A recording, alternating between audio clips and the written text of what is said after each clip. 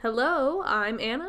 And I'm Jocelyn. And you're listening to Escape Expeditions, which is a podcast where we talk about escape game reviews, recommendations, and other industry nonsense. This is where the intro goes. Cue the jingle! Starting route to Escape Expeditions. Continue listening for 45 minutes. Welcome back from that incredibly catchy jingle. So why don't you, Jocelyn, tell us how you got started with escape games in general? Okay, the first game we played was like the third game that I played, actually. I played one randomly on a whim with my mom when I was up north, and it was incredible. And I remember texting you and being like, I just did the most amazing thing in the world, and we have to do it immediately. And you were like, what the hell are you talking about? Yeah, I do remember this happening, and I distinctly remember you texting me saying, we had to drive a remote control car through this little hole in a door to go get a key and something, and I'm like, it was a big deal in 2014. I was like, pause. What are you even saying? Like, where did this happen? How is this possible? What is this? I need to know. Yeah, so after I got out of the first one, they had another game, so we played again immediately. Like, directly afterwards? Yeah. I don't know why there was no one else there. But yeah, we played immediately afterwards. We just, Google searched, what to do near me. Yeah, and also to clarify, up north means what? Oh, it was in Connecticut, I believe. Because we're based out of Orlando. Yeah. So up north to us does not mean Not like Canada. Yeah. Or the North Pole. Definitely not the North Pole. I doubt that they have any. The escape game industry is exploding, but I don't think it's exploded quite to the North Pole yet. Maybe, you don't know. No, well, maybe that's true. We'll have to ask Santa. After that, you basically tried to get any opportunity so that we could go play one together, and it was not easy because there was none where we lived, so we actually had to drive pretty far and make a whole day out of it to drive 2 hours to Orlando when we weren't living in Orlando at the time to play. We played at the escape game, right? Yeah, we played the Heist at the escape game, which is, by now, it's kind of a national chain that has its home base, I think, in Nashville. Mm-hmm. And at the time when we went, probably back in 2014, 2015, they only had 3 or 4 games in Orlando. And pretty much the same exact thing happened. We finished this game and we immediately looked at each other and were like, okay, we need to play another one right now. And Googled where is the nearest escape game from where we were at 11 p.m. on a Saturday. Mm-hmm. And so we ended up going to a different location and playing another game that started at midnight because we were just so hyped. It's a very Orlando thing that was possible. This is true. And ever since then, it's literally been an addiction. Anytime we have any free time, we're always trying to find a different game to play. Traveling to places. We played 4 games this week. Did we? Really? Yeah, we played 1 today. We played 1 2 days ago. We played 2 the day before that. This is true. This is how math works. Yeah, at this point, how many do you think we've played?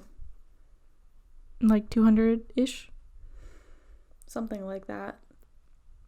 So ever since we started playing all these games and just getting really excited about the industry in general, we both ended up working as game masters, and throughout that whole experience we've seen hundreds of games, we've met hundreds of customers, maybe more. I obviously have not counted, but we have relationships with local owners in the area and enthusiasts, bloggers, and we see a lot of, at least I still run games all the time now, and I've talked to a lot of different people who have played a lot of different games, so it's pretty interesting to get perspectives from everywhere since Orlando is such a tourist central place.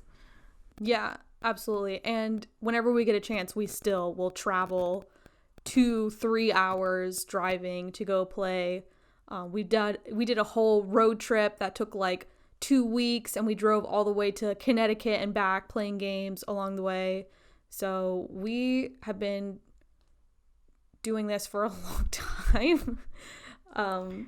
We decided we should direct that energy somewhere, like into this void that we're talking into. Which you are hopefully listening to. Maybe somewhere. Maybe somewhere. Thank you. You, that one person. At the gym, you. Now they feel targeted. Yeah. But yes, we feel like we have played a lot of games and talked to a lot of people who have played a lot of games. So we thought that maybe someone would care about what we have to say. Yeah. So in today's episode, we have decided to put together a list of our top 5 favorite things that we like to see in escape games. And we have not shown each other our list.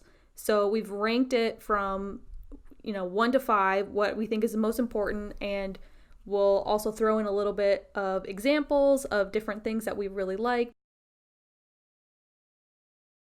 Spoiler free, obviously, because we don't want anyone to get their experience ruined from listening to what we have to say. Yeah. So do you want to go ahead and get started? Yes, don't look at my list. I'm not looking at your list. It's okay, very confidential. Yeah. Do you want me to start from the bottom? Yeah, I think we should start from the bottom. So I actually did 6 instead of 5. Okay, well, what? Yeah. You did not tell me this. I know. I only wrote 5, but now I'll think of another one very quickly. Well, I couldn't pick 5. Okay. All right, let's hear it. So number 6 is something enthusiast specific. I think now it's really important to me if a game is unique or not, because after playing so many games, it's refreshing to see something different rather than breaking out of jail for the 100th time. Yeah, what I was going to ask was, what do you consider to be boring or not unique? Right. Jail was actually kind of a bad example because I always kind of want to break out of jail. But lab games or the games that you see everywhere, which are fun still, of course, sure, but a really good game to me now is something that is unique or different. And my example for that was Boxed Up at Komnata Quest. Okay, so this is a venue in New York where the object of the game is to break out of a coffin that you are literally locked inside of, and it's only a 2-player game, and there's 2 boxes essentially right next to each other, and each person is locked in their own box laying down, and you have 45 minutes to figure out basically where your box is. Yeah, and you are blindfolded and handcuffed when you're put into the box, so it's a pretty out there experience. I would say. A very intense situation for those claustrophobic people out there, for sure, but it's definitely something that you cannot do anywhere else, so that's why. Definitely very specific to that particular place. Yeah, so I do agree with you. The one thing that I wanted to bring up, though, when you mentioned that you only like a place that's unique, or not only like a place, but would prefer a place that's unique, is that not a lot of people are really familiar with the industry in general. And what I mean by that is if, your family who is not like us, has not played, hundreds of games, they want to go out on a weekend to go do something fun, they're going to pick something that they think everyone's going to like. So they're going to want to go to the game where they can break out of jail or stop the zombie apocalypse or, defuse the bomb. Those kinds of games definitely have their purpose, I think. Right, of course, yeah. That's why I said it was very specific. Specific to you. Yeah. Okay, all right, well, that can be fair. So that's not to say that we don't enjoy a good bomb defusal, but just not all the time. Or maybe a bomb defusal that feels not like every other bomb defusal. So my number 5 is actually set design or scenic of a game. And what I mean by that is when you walk in, you want to be wow, this looks really amazing. It's very immersive and very believable. And it looks like they actually put in time and effort into selling you what their theme is. Yeah, the production value. Exactly, the production value. And the example that I had for this one was, I'm not exactly sure of the name of the game, but it is a Krampus Christmas themed game. It's funny. I have production value as number 3 on my list, and I just put Backstage in general. That is Backstage Escape Games. That's in South Carolina. Yeah, Myrtle Beach, South Carolina. Myrtle Beach, South Carolina. So this game that we played was Christmas themed, but like not the happy kind. Yeah, like, the Krampus kind. The Krampus kind of Krampus Christmas, exactly.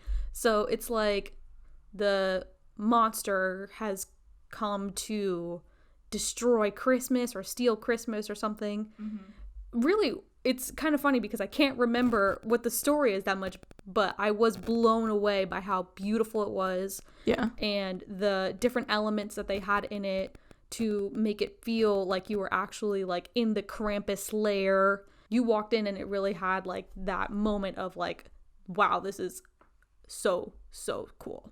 Yeah. One of their other games, the Atlantis game, which I think is just called Legend of Atlantis. Something like that. Is one of the first games that I played that I was really like wowed at like the potential of what escape games could be, you know, because like it really feels like you are exploring Atlantis in like the way, like as a production value element, like it really looks the part all the way through. The reason that I kept this one so low on my list too is because I think that a lot of like locally owned mom and pop type places might not have, you know, the budget that these kinds of places do. Right. And they can still have incredible games. So like it is lower on my list, even though it is very important to me because I think that factor adds a lot to your experience. But I think too that if you can tell that effort was put into it and it's not just, you know, like your drop ceilings are white and you've got your office floor with like your cubicle walls. Yeah, I mean, everyone's played those 4 white walls office games. Yeah, and those are never fun. Yeah. I think that if you can put effort into it, even if you don't have the biggest budget, that your customer will be able to tell. Yeah. And that people will still appreciate that and that will still add to their experience. Yeah, for sure. It's also like if you design a jungle game and your budget is, you know, $50, it's clearly not going to go well. Yeah. Right? So like if you create something that you know that you can make based on like the budget that you have versus like trying to create some outlandish thing and not being able to pull it off. Yeah, or if you're trying to make your office white wall space look like you're outside. Right. Or look like you're on a pirate ship or something yes. like that. Like you can't, if you realistically don't have the budget to do that, then you don't have any business trying to make it happen because people are not going to feel like they're actually in that experience if you just like painted your walls brown and like painted the floor blue and you're like, oh, you're outside like on a sunken pirate ship like that.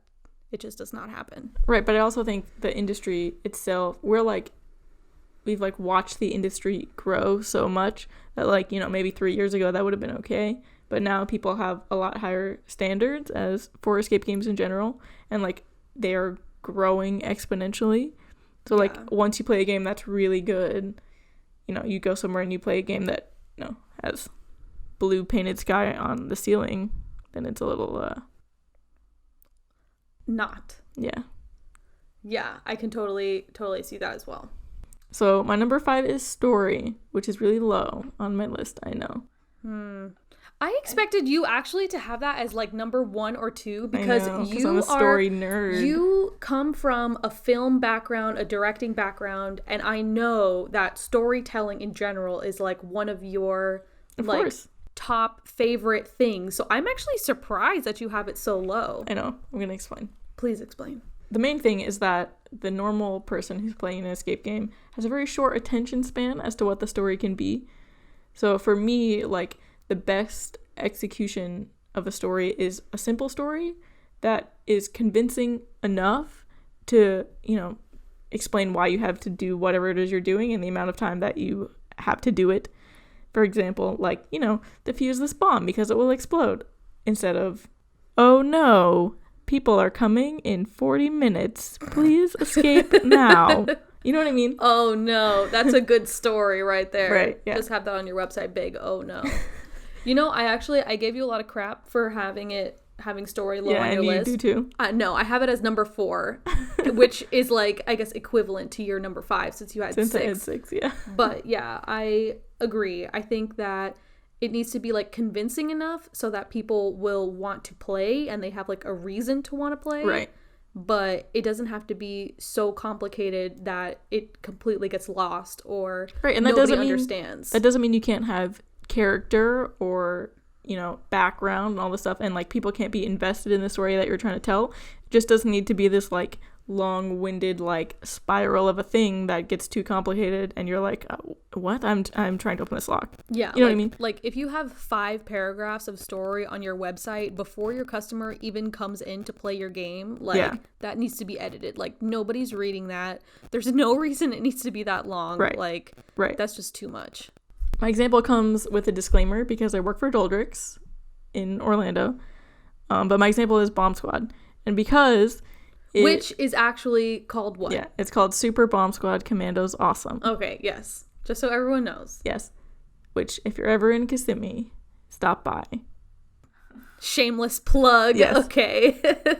But no, my reason is because at its core, it's a bomb defusal game, right? And the story is simple. Break into the enemy base, disarm the bomb, or everything explodes. Pretty easy to digest, right? The average person understands the urgency of an explosion. Yeah.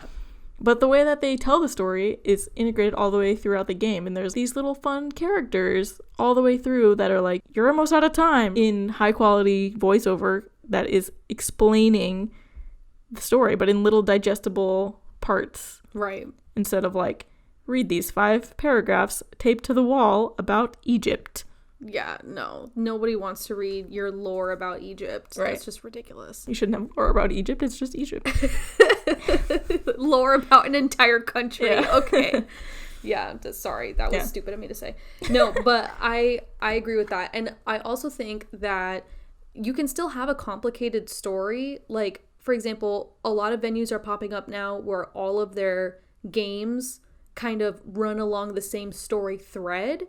Right. Where like people can play starting from the beginning or even not and play a small chapter in an even bigger story. Right. And I think that's super fun. Yeah, for sure. And but each of those individual stories are more digestible because they're individual versus it being like one overarching thing that you're all doing at once in 60 minutes. Yeah. Or even like all of your games are part of the same world and like people are getting like different snapshots of it or something like that. Yeah. That I think is super interesting. Yes. And that'll make people want to keep coming back. Absolutely. You know, because they're like, oh, well, I did this, and then in this game, I saw an Easter egg for a different game, and that makes me want to go play that. And that also, you know, will help you get repeat business as well. Sure. For sure. So I had story as number 4. Oh, do you want me to do my number 4 then? No, I mean, you just did your number 5, so I can talk about my number 4. Yeah, you said a story. Right. What you just talking about. I know, but my examples, I mean. Okay, keep going. Thank you. So one of my examples, which really just goes along with what we were just saying, is Submerged, which is, I think, a great game. Side note, at Ultimate Escape in Atlanta, Georgia. And this game is also, it has a simple story, which is just like you're on a submarine, it is sinking, you will die, get out. I feel like it's hilarious that a lot of escape game themes are essentially like, if you don't finish, you will die. Yeah, at their core. Yeah, and then as a game master, you walk in after, if they don't complete the game, and you're like, well, all of you disappeared. Yeah. Shucks. Look, it's your ghost. Or all of you died. Like, I feel like that's a little morbid, just as like a side note. Yeah. But what you're doing throughout this whole game is, you know, towards the goal of escaping this sinking submarine. It's not just like you're doing a whole bunch of tasks and look at the end. We're off the sinking submarine. It's like you need to somehow break into the escape pod or whatever. And like that I think is really helpful. Yeah, the puzzles actually make sense as to why you would be doing them. They're not puzzles just to be puzzles. Yeah. Right, that's what you mean. Yeah. My number 4 is Game Master, which is more about the experience, I suppose, than the game itself. And maybe I'm a little biased from running a lot of games, but I definitely have had experiences ruined from Game Masters. and experience is made a lot better because of the person watching the game.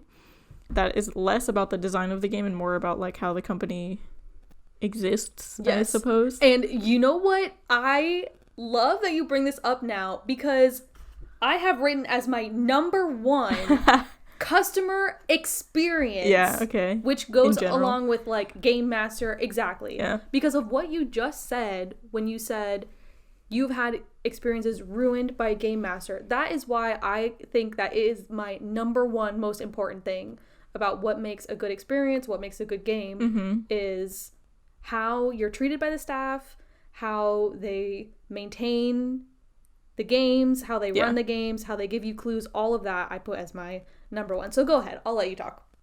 No. You're right. It's, to me, like, the big thing about escape games, right, obviously, is that you play them once. Or at least, like, your first, if you play the same game again, you will know what to expect. So your first experience only happens once. Right. Right? And you could the game could be excellent. But if you have a bad game master, like, you ask for a clue and they're not paying attention and you wait 5 minutes and they ask you a question about what you've done, and then they give you a wrong clue that leads you down a rabbit hole for 15 minutes, and then you lose the game. Simply because of the person who was watching it. Right, and, like, that's unfair to the game, but it's also not, because the company is training those people to run games that way. And as someone who runs games, it hurts me greatly. To your core. To my core. If you're not, like, giving that person playing the game the experience that you would want to have. And sure, I know a lot of game masters are not enthusiasts. They're just people doing a job, whatever. But, like, if you are in a customer service industry, especially in a major tourist area, not just in Orlando, but in other places, like, people are expecting a high quality experience, especially if you're paying $30 a person for an hour. Yeah. Like, you're doing your customers a disservice if you don't try your best to give them the highest quality experience, especially for what you're charging them. Right. And to have a good overall, I don't know what experience. I'm trying to say. No, not experience. I'm trying to say, like, you want people to have the best idea of what your product is. Oh, yeah. And what escape games are. The integrity of your game. That's what I was trying to say. Yeah. The integrity of the game. Yeah. You want to maintain the integrity of your product. Right, and that includes how it's run. Exactly. Yeah, of course. And I don't have examples for that because it's very specific. Yeah, I mean, we can talk about, there have been times where, like you said, where, you call for a clue because you've been stuck on something for 10 minutes and it takes the game master 3 minutes and then they get back to you with, well, have you opened up this cabinet yet? It's like, well, shouldn't you be watching? Yeah. Have you seen this? Yeah, like, I get it, like, if you look away from the screen for a second and something happens, whatever, but, like, if you were paying attention to that game and someone is asking you for a clue for 3 minutes or something like that, like, that's an extreme situation. Yeah. You ask me for a clue, whatever, maybe you have to wait 20 seconds if you were caught off guard, maybe you still have to type it out. Right, yeah, depending on the situation. You're looking on the camera to see if that box is open or not. Like, right, but, like, just pay attention to your game. It makes me so angry. This is, like, hurting you on a personal level, I can tell. Yeah. But also, I've watched hundreds of games too. Of course. I agree, like, we both, all the places you've worked and the one place where I work, one game master is assigned to one game at a time. And this is not the same everywhere. Of course. Like, some corporate places, they'll have one person watching 2 games or even 3 games. Right, and they're compromising on a customer experience to cut costs. Yeah. Like, as the bottom line, that's what they're doing. Mm-hmm. Because at some point, you're going to have to answer for the fact that your customer gave you a bad review because they were down to the wire. They had 3 minutes left, and they asked for a clue. They were right there at the end of the game, and something happened. Your game master was not watching. They took too long to answer. They gave someone the wrong clue that led them down the wrong path, and then they lose the game, and that just completely ruined their experience. That has happened to us multiple times. And it's something that's so preventable. Yeah. Exactly. Mm-hmm. I totally agree.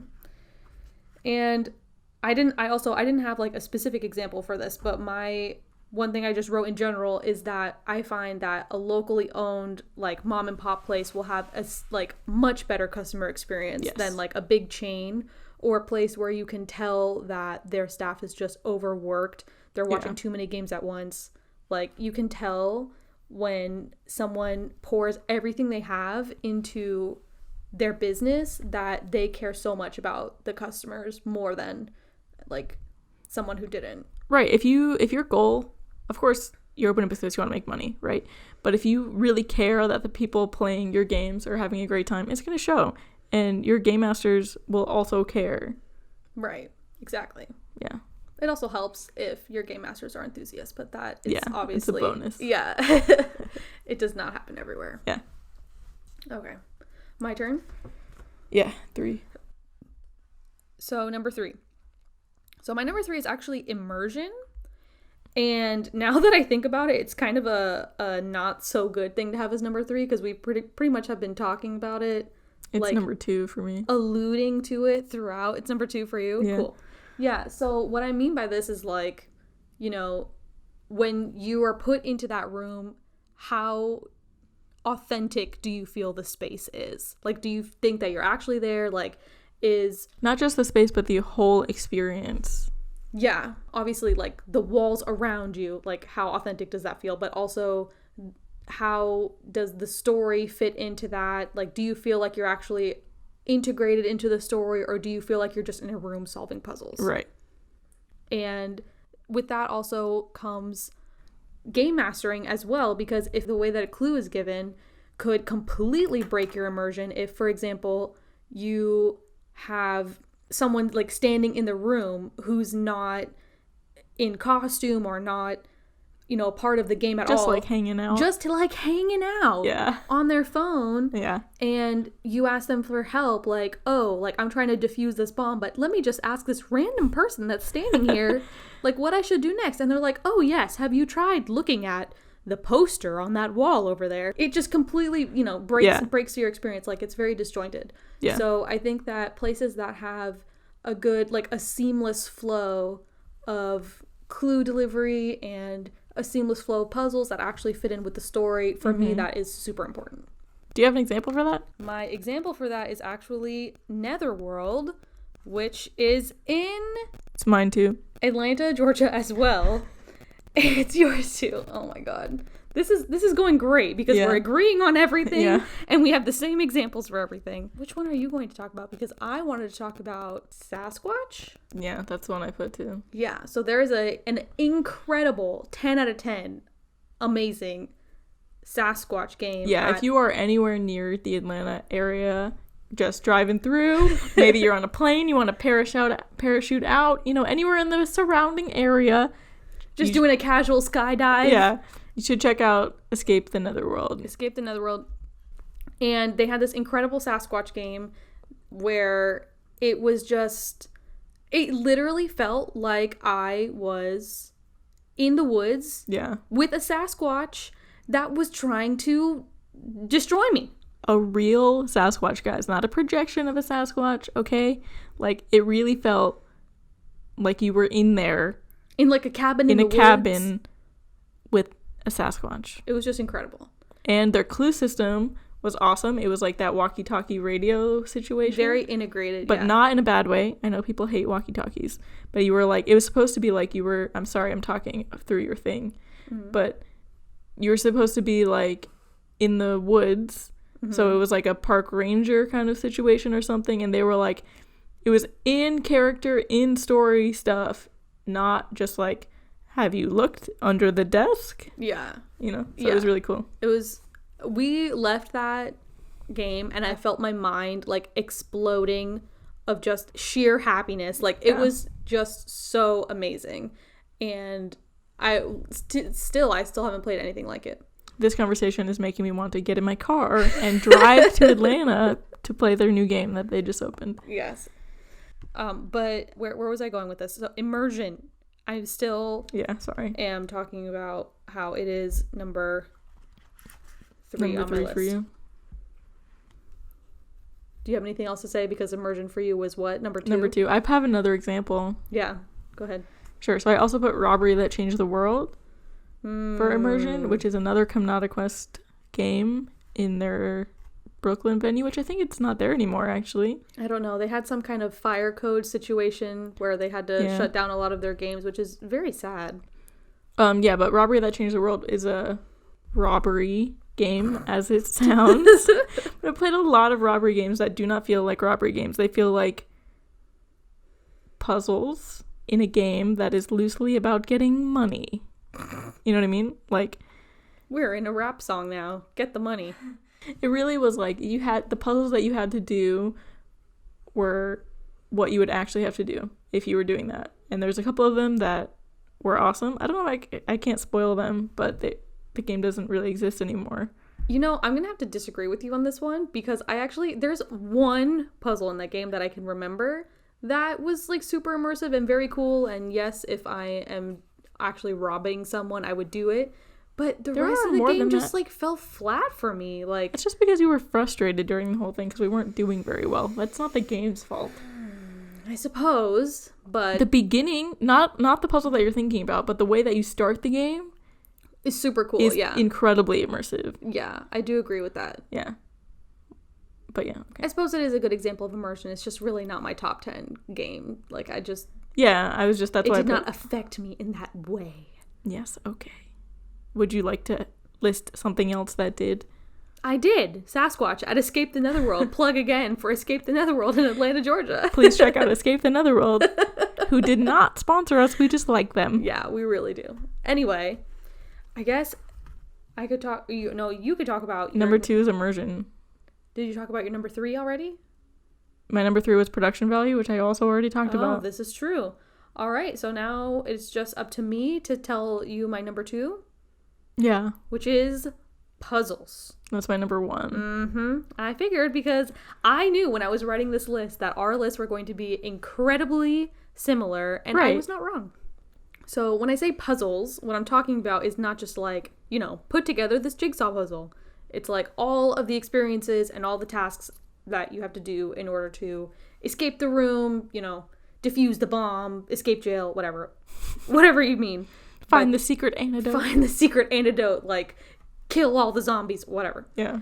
So, in the last couple of years, since we started playing 3-4 years ago, even up until now, we've seen a huge shift from finding, a 4-digit number to put into a lock to actually, like, story-driven tasks that you have to complete that actually mesh with the environment that you're in and the like immersion factor. Right. So like that for me is super important.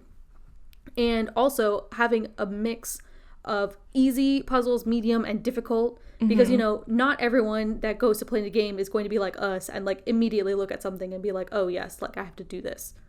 So I think it's not saying that we're excellent at everything. No, we're not excellent at everything, but I mean, we have seen a lot of different things. Right, yeah. And it's pretty easy to like identify a common trope in the puzzle for us. Yes. This is a height puzzle. Yes, like I'm going to have to use little Jimmy's height in order to put into this lock. Yeah. But no, what I mean is some players are obviously not like that. And you're going to need a mixture of things that are super easy to figure out. Oh, look, like this candle goes into this empty candle holder. I just need to put that there and something will happen. Yeah. Or a color matching puzzle or something that is simple to figure out versus like a multi-layered finale type puzzle that takes a lot of different elements to put together and takes a lot of brain power. Yeah. So having a mixture of those for me is also really important. Mm-hmm. Do you agree? I do. Tell me more. Do you want me to give my example? Because maybe it's your example. My example is Escape Artist. So is mine. Yeah. This is also, we just played at Escape Artist. This afternoon, which is why. Before we're recording mine this. is Ninja. Is yours Ninja? No, I didn't put a specific game. I just wrote Escape Artist, like in general. In general. Okay. So I will talk about it. Unless you're opposed. No, go ahead. I'm all ears. So yeah, like you were saying, it doesn't necessarily mean like the puzzles have to be super hard or super easy or like super complicated or whatever, but like a good mix of both of them is good. And me personally, I really like physical puzzles, like interacting with something, or like task-based stuff, as well as like, you know, crazy cerebral stuff, as you would say. Really layered like logic puzzles and stuff like that, whatever. I would much prefer like a task that you would actually be doing in that like a spatial situation. type puzzle. Yeah. Like throwing something to hit a target. Yes, exactly like that. So in my notes I wrote ninja, physical, mental, and ninja puzzles. Which I think is a perfect example of that game. Because there was stuff that you would do if you were a ninja. But then there was also, like, some more escape gamey kind of stuff. And some more, like, mental, like, there was a logic puzzle situation kind of thing. So it was, like, a big mix of all of it. But every single puzzle that we did was fun all the way through. And it all had to do with the story. And it all was leading you to your common goal, which was, you know, the end game, whatever it was. Yeah, finding the evil ninja. Finding the evil ninja! Of course. I got out of the game and I had a huge smile on my face because I hadn't played a game that had something like that fun in a long time. Yeah. It was a unique theme, and like all of the puzzles were related to ninjas and not just in like an abstract way. Like, I put a sticker of this ninja on this poster, so like I'm gonna look and find the 4-digit code. You know what I mean? Like, we definitely have played games that are like that. Absolutely. And it was not. It was really good. So that was Escape Artists Orlando in Baldwin Park. I 100% agree. I think that it has to be approachable for people who have never played an escape game. People who listen to this podcast and are like, you're just saying escape game and throwing around that term and you have actually not defined it 35 minutes into this episode. Yes. It has to be approachable for that kind of person too. Right. You know, like you want someone to come in and leave, even if they didn't finish the game, saying like, holy crap, like I've never done something like that before. That was so fun. Yeah. Not, you know, left like brain dead because your puzzles were so difficult, right, and it was all just like math, or right. like I don't want to do a puzzle that I could do at home, you know, like exactly. I don't want to do Sudoku, I don't want to do a crossword, I don't want to do all this other stuff that like I could just print out and do at home on my table for free. Yeah, like just because I'm doing it in Egypt doesn't mean it's not a crossword puzzle. You sound so passionate about this. You know what I mean? Yeah, like that's why puzzles is number one for me. I like escape games because I like to figure stuff out. I like puzzles. People who play escape games like crazy like puzzles at their core. Okay. Right? I agree with you. Yes. It doesn't mean they have to like crossword puzzles. It just means they have to like finding the solution to something, which is really what it is. The accomplishment that you feel after like figuring something out and the lock opening is just the most, like, it is so much fun. Yeah. And obviously, like, we're sitting here talking about this to the void for 40 minutes because we are so excited about it. How could you not want to be able to solve something that is super fun, or like throw a ninja star? Yeah. There's nothing else that's that fun. Like, right. There really isn't, in my opinion, obviously. She says, as talking to the void about escape games after playing an escape game earlier today. Yeah. Literally, we'll have an afternoon off and we'll say, hey, do you want to drive 2.5 hours to Tampa to go play this specific thing? Yeah. Yeah, absolutely. Let's get in the car. Go right now. Do you have a full tank of gas? No. I guess we'll just get some gas on the way. So you just put escape artists in general? Yeah, I did. Because they now in total have 6 games between their 2 locations, and all of them I think are a good example of puzzles. They have like different games for different levels, for different groups of people, you know, different themes that are all in the same, you know, universe, but all have distinct like tasks and distinct storylines. So for me, it's just like an overall. Yeah, makes sense. Mm-hmm. And we already talked about my number 1, which you had as your number 4. Tisk tisk. Yeah, I mean, you put it as number 1 because it's game breaking if your customer service is bad. I feel like it just comes down to all of these things mixing into one beautiful experience. Yes, and I would say there is only a very select few of games that we have played that fulfill all of those things at once. Yeah. Cool. Would you like to say anything else? Follow us on social media. We have a lot of social medias that have no followers, and we would love for you to be our first follower. Maybe if you're listening to this, we have followers by then. Who knows? Void. So on Twitter, we are at ESC Expeditions. We also have a Facebook page. And do we have an Instagram yet? I don't think so. Maybe we will by this time. Oh my goodness. Yeah. But no. Not yet. That's where you can, follow all of our updates, all of our what we're doing now, and get links to our podcast. Also, if you want us to review something specific, then shoot us an email. Or you could just hop into our DMs.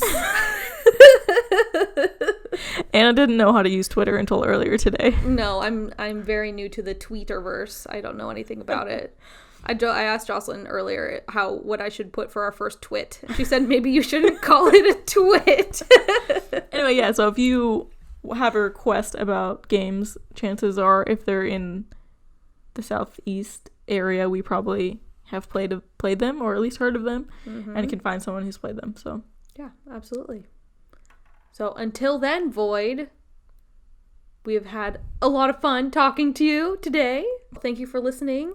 And we will be posting episodes weekly, hopefully. That is our plan, at least at this point. Adios. Adios. Your destination is on your left. The end of this podcast.